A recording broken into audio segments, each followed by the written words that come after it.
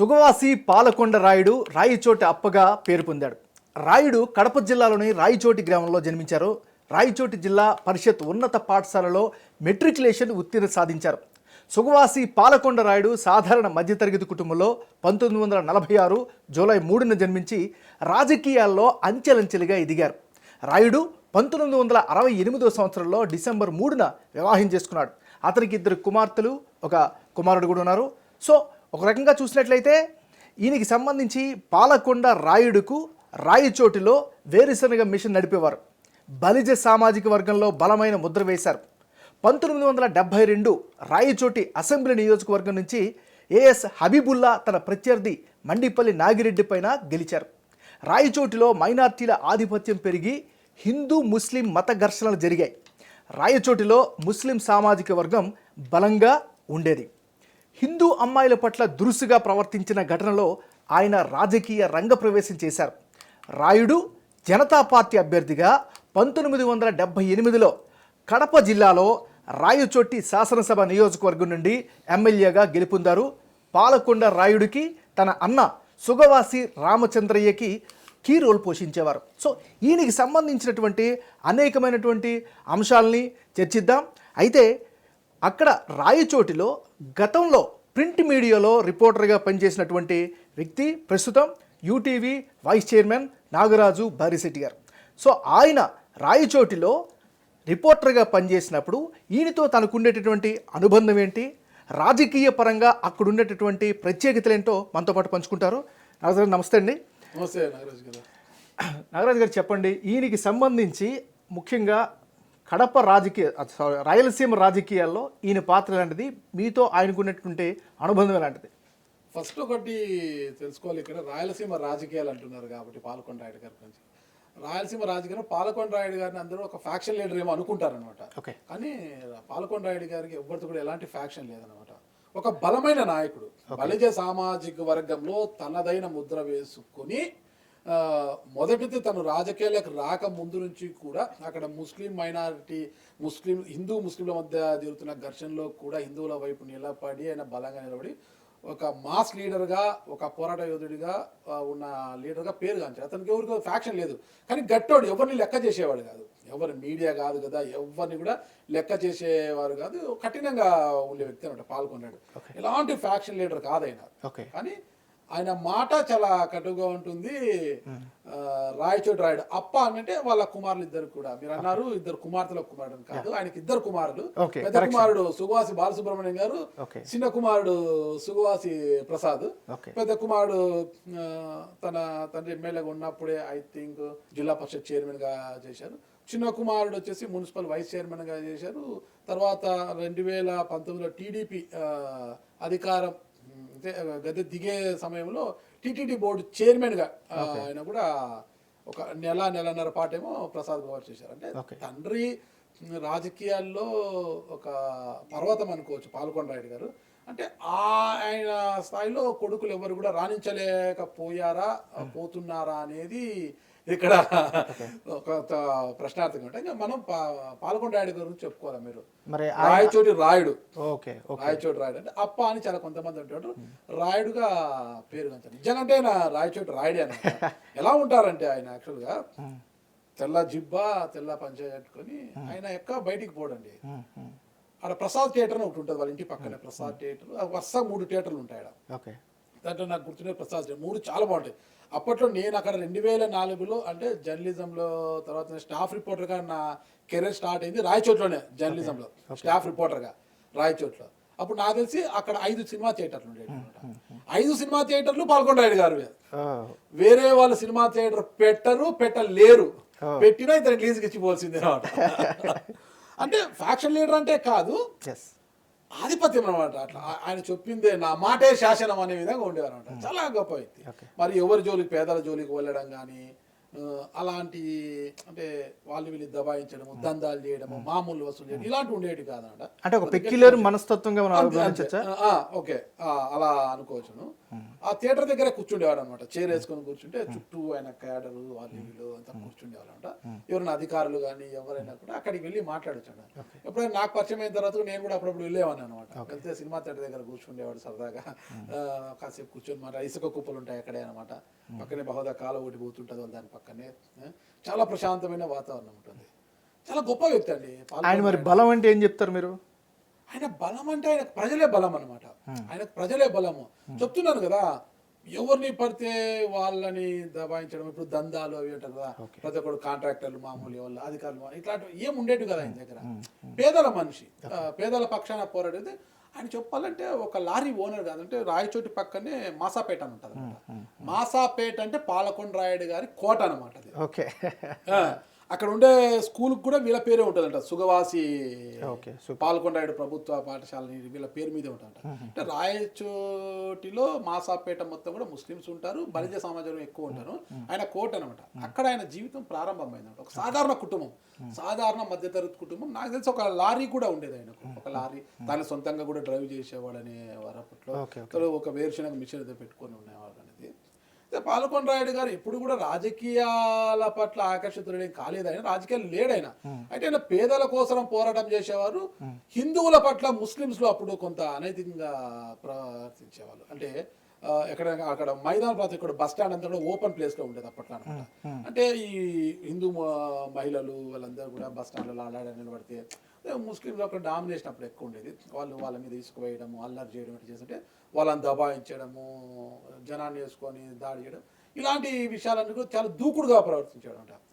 అయితే ఇలా వచ్చేట ఒక మాస్ లీడర్గా పాల్కొండ రాయుడు గారు పేరుగాంచారు అప్పట్లో. ఒక మాస్, ఒక సామాన్య కుటుంబం నుంచి వచ్చిన అంచెలంచెలుగా వెతుకుతూ పాల్కొండ రాయుడు గారు ఒక మాస్ లీడర్గా వచ్చేసారు. అయితే 1972లో అప్పట్లో హబీబుల్లా అనే వ్యక్తి కాంగ్రెస్ పార్టీ నుంచి అక్కడ గెలిచి ఉన్నాడు. ఈ హబీబుల్లా అంటే మైనార్టీ ఓట్లు ఎక్కువగా ఉండడము, ఆయన మైనార్టీ సమాజానికి చెందిన వాళ్ళు ఈజీగా విన్నారు కాంగ్రెస్ పార్టీ. ఇంకా కాంగ్రెస్ పార్టీ మైనార్టీస్కి ఉన్న సంబంధం అందరికీ తెలిసిందే కదా. కానీ ఇక్కడ హబీబుల్లా పరిస్థితి ఏంటంటే ఇందిరాగాంధీ గారికి చాలా క్లోజ్ అనమాట హబీబుల్లా గారు. ఓకే. ఆయనది చాలా దగ్గరగా ఉండేవారు. ఇందిరాగాంధీ గారితో తరచుగా వెళ్ళి కలిసేవారు. ఇందిరాగాంధీ గారు ఒకసారి కడపకు వచ్చినప్పుడు హబీబుల్లాను డైరెక్ట్గా పేరు పిలిచి ఆమె ప్రత్యేకంగా లోపలికి పిలిచి ఆమెతోనే మాట్లాడారు. అయితే రెడ్డి సమాజ వర్గానికి చెందిన లక్కిరెడ్డిపల్లి రాజగోపాల్ రెడ్డి గారు, ఇప్పుడున్న కడప ఎమ్మెల్యే ఉన్నారు కదా, కడప రెడ్డమ్మ గారు వాళ్ళ అంటే వాళ్ళ హస్బెండ్ శ్రీనివాస్ రెడ్డి గారు, రాయచోటి మాజీ ఎమ్మెల్యే లక్కిరెడ్డిపల్లి మాజీ ఎమ్మెల్యే రమేష్ రెడ్డి గారు వాళ్ళ ఫాదర్, మాజీ మంత్రి లక్కిరెడ్డిపల్లి రాజగోపాల్ రెడ్డి గారు. అంటే ఆయన ఒక గొప్ప నాయకుడు. ఆయన కూడా రాజగోపాల్ రెడ్డి గారు, రాజశేఖర రెడ్డి గారు వీళ్ళందరూ కూడా కొంత ఈర్షపడ్డారని చెప్పారు. రెడ్డి సమాజం వీళ్ళని కాదు, రెడ్డి సమాజం వాళ్ళు ఏంటిది మనం ఇంత ఉన్నాము, ఇదంతా మంది కదా ఆధిపత్యము ఈ జిల్లాలో, మనం ఇంత ఇందిరాగాంధీ చీనికి పిలవడం ఏంటి, ఏకాంతంగా మాట్లాడడం ఏంటి అనేది ఒక జలస్ అనేది స్టార్ట్ అయిందని నాకు తెలిసిన స్టోరీ అండి. అక్కడ పనిచేసినప్పుడు నాకు తెలిసిన అప్పుడు ఏంటంటే అక్కడ హబీబుల్లాని చెక్ పెట్టాలంటే మనకు ఒక బలమైన నాయకుడు కావాలి అనుకున్నప్పుడు రాజగోపాల్ రెడ్డి వీళ్ళందరూ కూడా అప్పుడు పాలకొండ రాయుడు వీళ్ళ దృష్టిలో పెట్టాడు.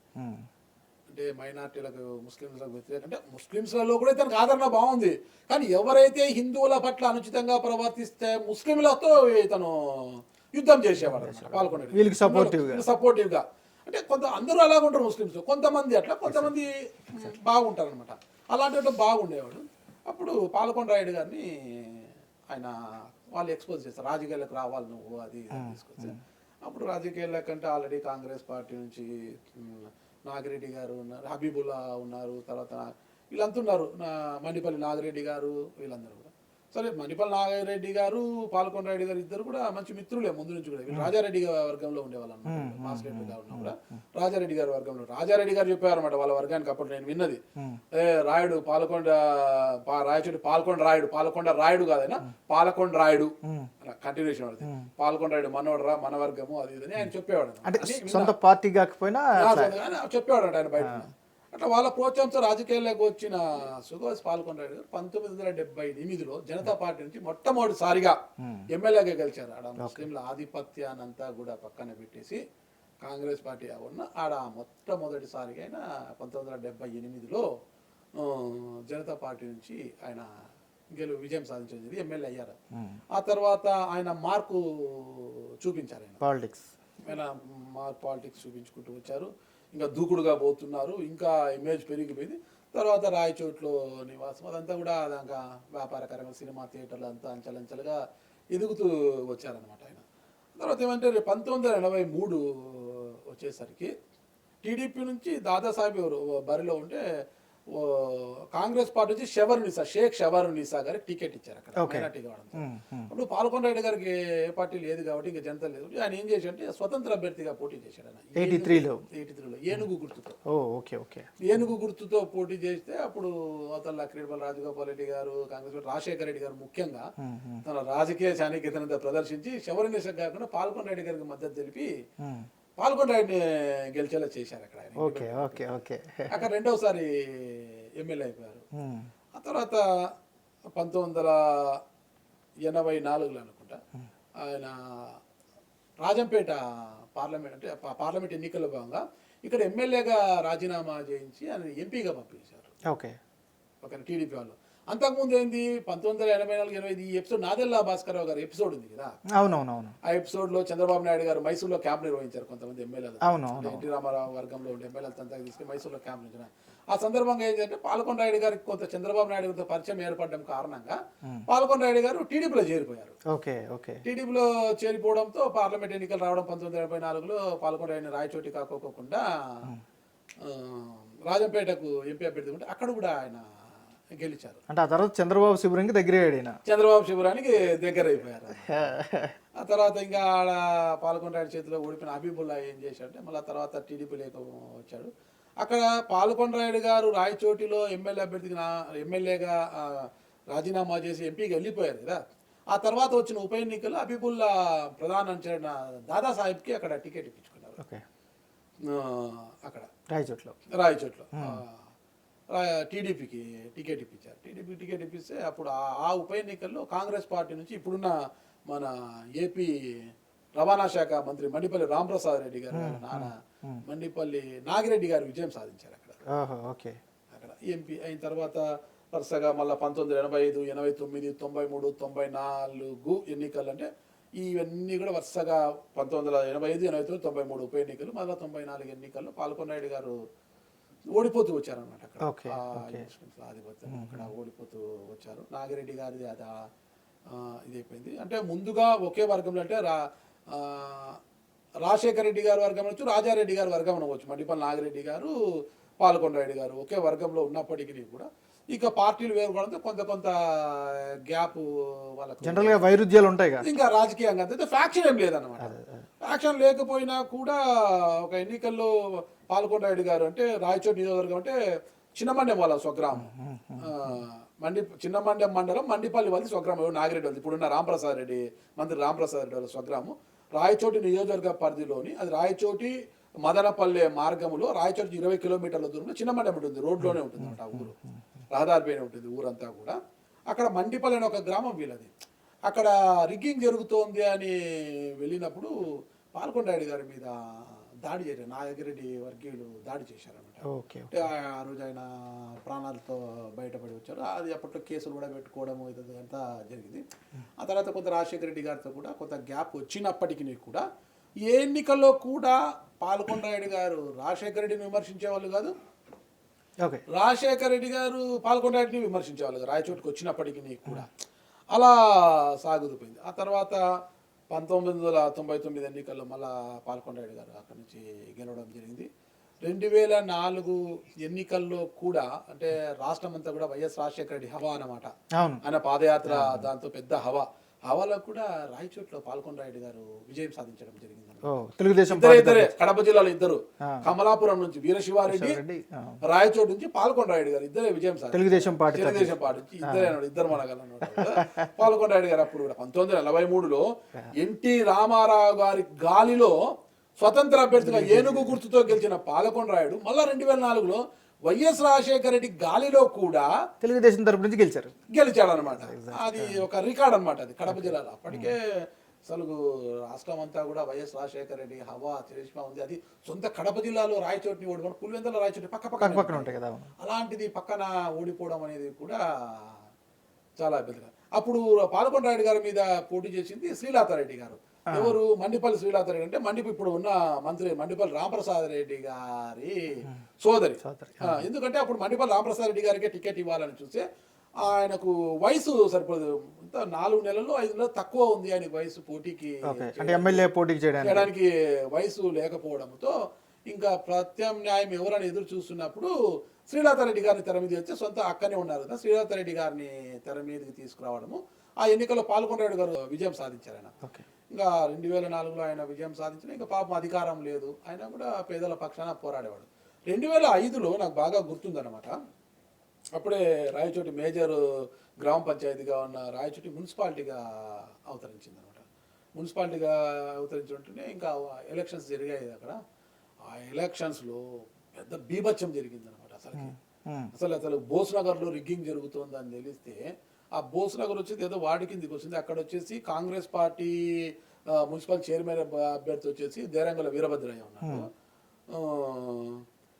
ఇంకో అతనికి ప్రత్యర్థిగా వచ్చి టీడీపీ నుంచి పాల్గొనే మనిషిగా వెంకటేశ్వర్లు అలియాస్ చిట్టి అని అతను పోటీ చేశారు.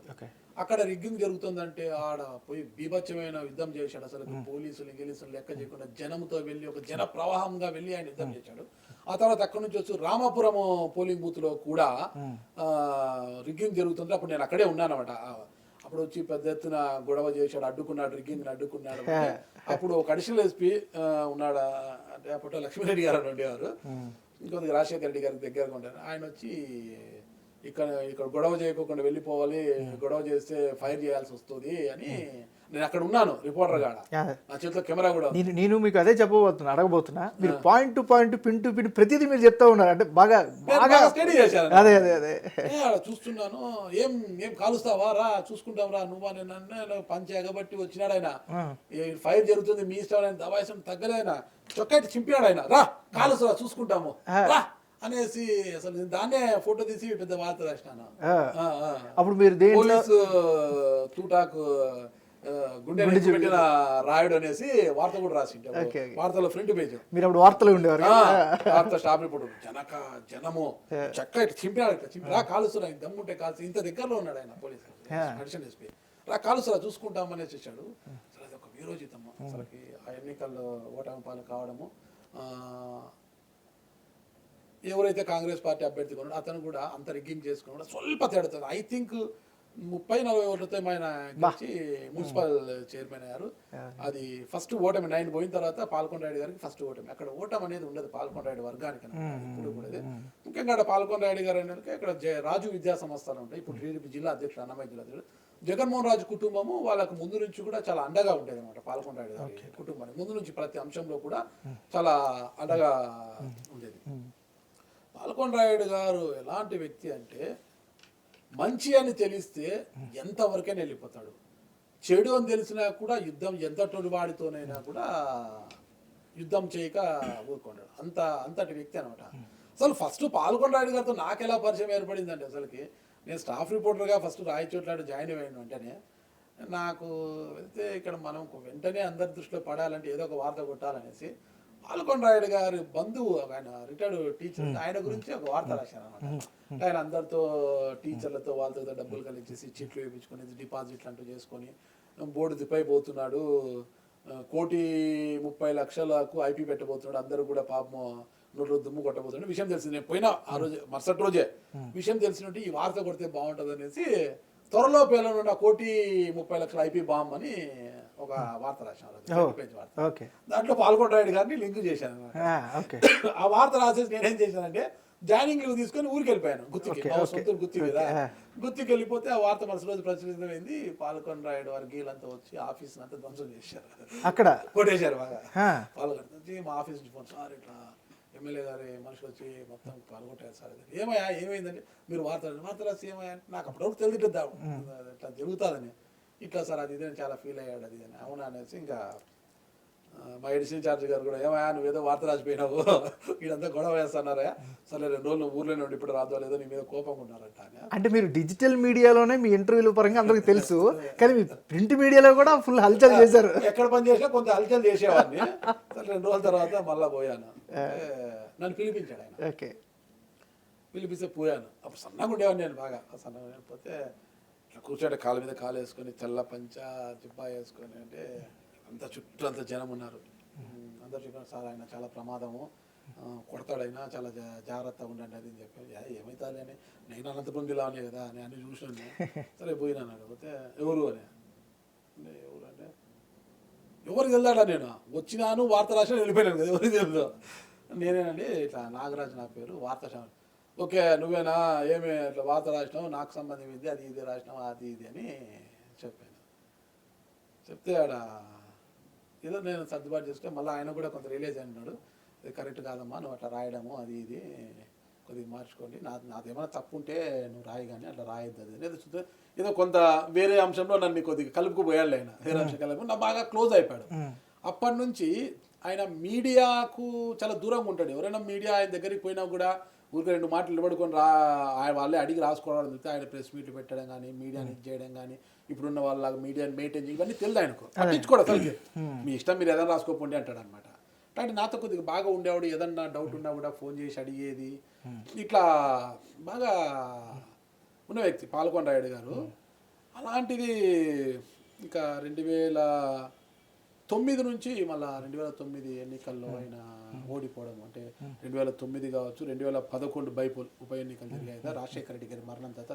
2 ఎన్నికల్లో కూడా ఇప్పుడు మాజీ ఎమ్మెల్యే గడికోట శ్రీకాంత్ రెడ్డి గారి చేతిలో ఓడిపోవడం జరిగింది.